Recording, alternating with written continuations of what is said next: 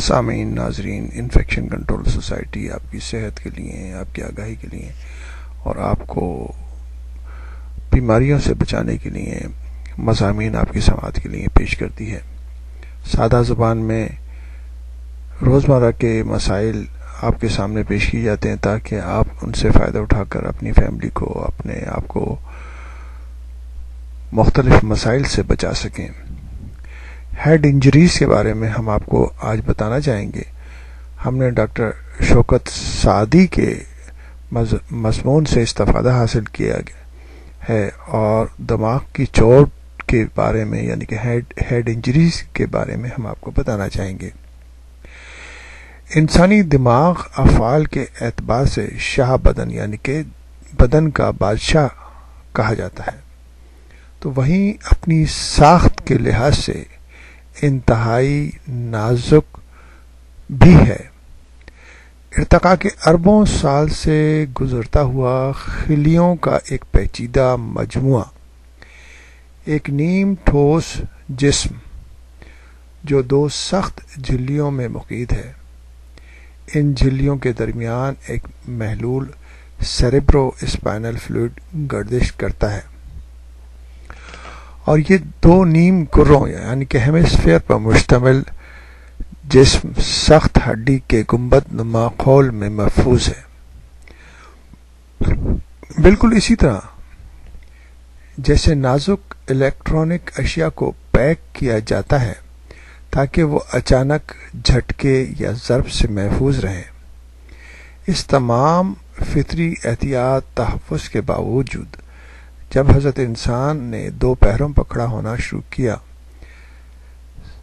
سر آب جسم کے اوپر سے اوپری حصے میں واقع ہے اور بقیہ جسم سے کسی سخت ٹھوس تعلق کے بجائے ہڈیوں کے ساتھ مہروں یعنی کہ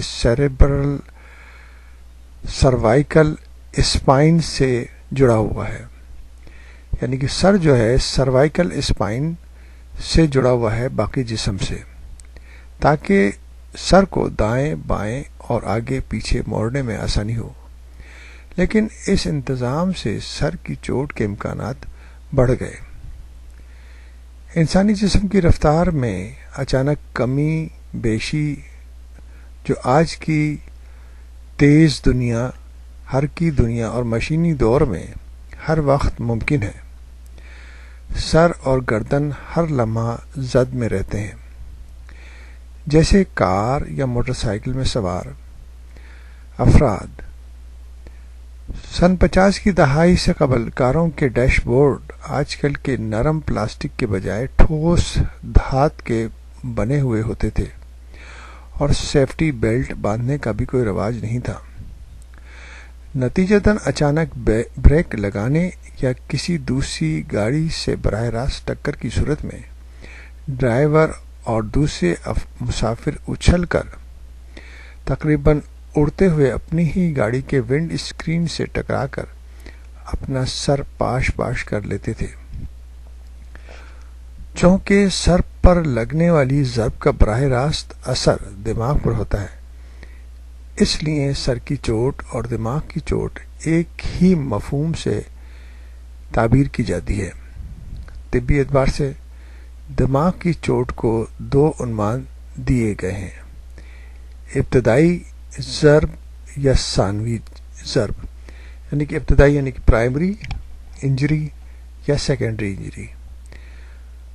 ہیڈ انجری کو دو حصوں میں ڈیوائیڈ کیا جا سکتا ہے، یعنی کہ پرائمری انجری یا سیکنڈری انجری، اور ان کے اثرات بالکل مختلف ہوتے ہیں۔ ان اثرات کا جائزہ ہم مختلف ویڈیوز میں لیں گے اور آہستہ آہستہ آپ کی معلومات میں اضافہ کریں گے۔